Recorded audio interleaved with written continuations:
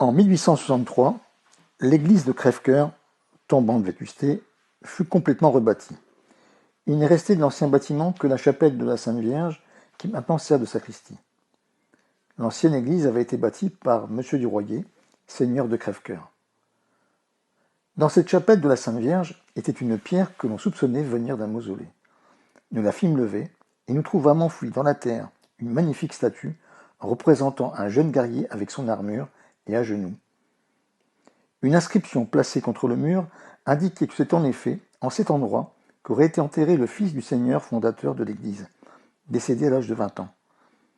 Voici cette inscription. Messire René du Royer, chevalier gentilhomme ordinaire de la chambre du roi, maître de camp appointé, seigneur de Crèvecoeur et autres lieux, a fait faire cette sépulture en mémoire de Charles du Royer son fils, lequel est décédé le 3 septembre 1643, âgé de 20 ans, après avoir été à 2 batailles, blessé et prisonnier de guerre, et à 6 sièges et des plus beaux. Priez Dieu pour son âme. En visitant l'église, j'ai été un peu surpris de voir ce priant, ce chevalier en armure à genoux, près d'un vitrail placé là, un peu bizarrement. Mais après avoir lu ce que je vous ai raconté, j'ai compris.